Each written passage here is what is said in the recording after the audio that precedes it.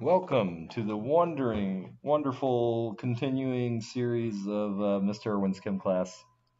So today we're going to do the review for kinetics, equilibrium, and heat, and hopefully prepare you for the test for tomorrow.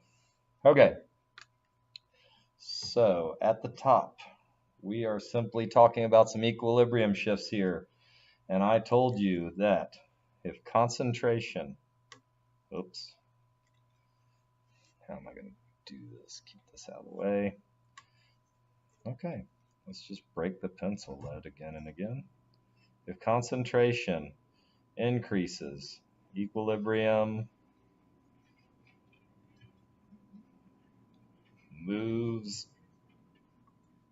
to the other side.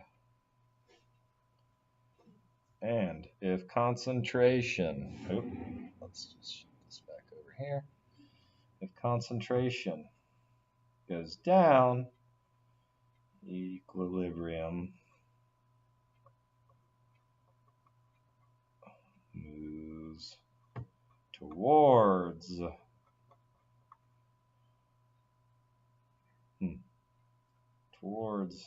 the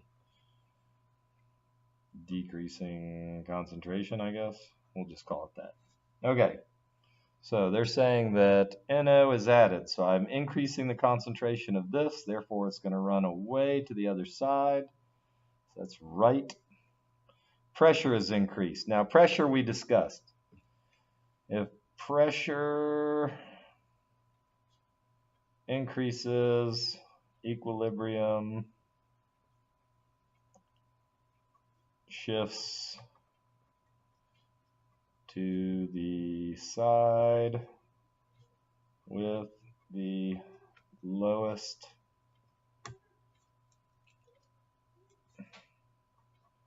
number of moles. All right, so here I have 2 moles here and 1 mole here, so there's 3 moles total on this side. I have 1 mole here and 1 mole of H2O. That means I have 2 moles total on this side. Therefore, if I raise the pressure, it's going to go to the right. So pressure increase goes to the right. System is cooled. Well, it depends on where the energy is. On this one, the energy is a product. So I said decreasing equilibrium moves towards the decreasing concentration, or decreasing concentration, the equilibrium moves towards the decreasing concentration. So if I'm removing heat, or system is cooled, it's moving right. N2O is added. So N2O is a product. Concentration goes up, equilibrium moves to the other side. H2 is removed. Again, concentration is going down, equilibrium moves towards that. So H2 is removed, so this is going left. And H2O is removed. If concentration is going down, equilibrium moves towards the decreasing concentration. So that's on the product side, so that's right. Okay, so now we have a graph to look at. And they're asking me what's going on at these various locations. At A, I have reactants. At D, I have products. Okay, so A, we're going to write reactants in here. And D, we're going to write products, because those are easily identifiable. And then B, this is the change, or the difference, or the delta, in between A, my reactants, and the top of the energy barrier, also known as the activation energy. So this is a measure of the activation energy. Activation energy. And then C, now if you're talking about this place as a place, then it's the transition state.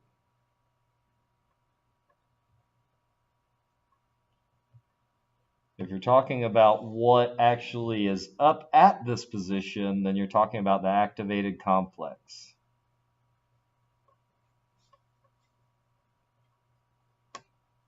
So it depends which of these two things you're talking about. I tend to think that they're asking me about the activated complex. So I'm going to, what is up with this pencil junk?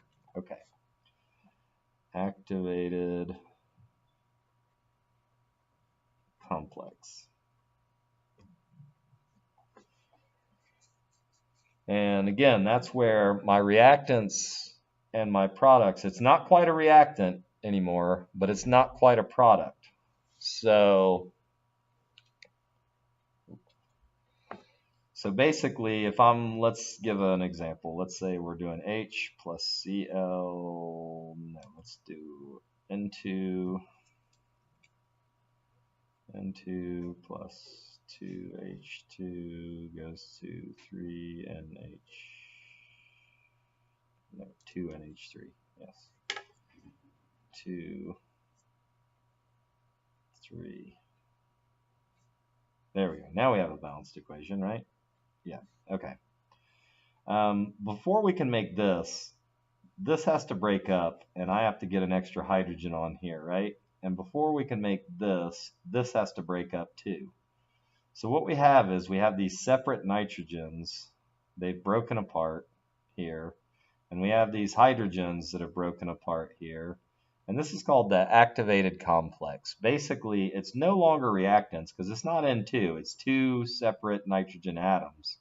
And it's very unstable in this position. We had to add energy to get it into this unstable position. So the activated complex is an unstable chemical or molecule that exists in between the reactants and the products. Does that make sense? Gosh, I hope so. Okay. Collision theory states that for a reaction to occur, the reactant particles need to be correctly oriented. Again, I'm just too heavy-handed for these pencils. Correctly oriented.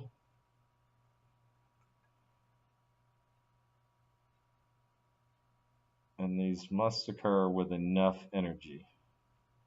These collisions must occur with enough energy. Okay. Now then, I don't like the way this is written. So let's just look at forward reactions only. So we're going to circle forward for both of these. Forward, I have my reactants and I have an energy level and it's way up here. And then I make my products and their energy level is way down here. Well, I've lost energy. So this is obviously exothermic. I've lost energy. This energy, to get down to this lower energy level, I had to lose energy. So it had to go somewhere. And then let's look at this side. So here we have our reactants. We have our products. We have a difference in energy. The product's energy is higher than the reactant's energy. Where did I get that energy? It's endothermic. I had to add the energy in. Okay. Oh, there we go. An unstable arrangement of colliding particles that rearranges to form products is called an activated complex. The energy needed to start a chemical reaction. Well, if we look here, it's this hill, which is also called what? Activation energy. Activation energy. Okay, a compound that speeds up a chemical reaction without being consumed in the reaction. I hope everybody knows by now that this is a catalyst. The average kinetic energy of particles as the temperature increases. The average kinetic energy increases. They move around more, right? They move around more and they move around faster, so the kinetic energy is increased. This temperature increase is directly causing this. That's why the reaction rate goes up. Reaction rate increases as temp increases. Okay, let's go to page 2.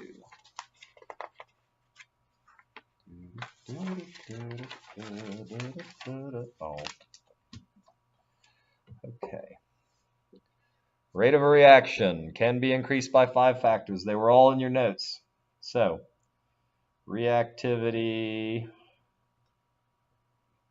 of reactants. As reactivity goes up, rate of reaction goes up. Surface area increase. As I increase the surface area, I get an increase in the rate of reaction. Temp increase. As I increase the temperature, I get an increase in the rate of reaction. What did we have here? We had catalyst was our last one. Catalyst. If I add a catalyst, it's not consumed, but it does increase the rate of reaction. And what is my last one? Oh my gosh, now I gotta sprain my brain. Reactivity, surface area, temp increase, and concentration. Concentration. Something I'm not doing right now, concentrating.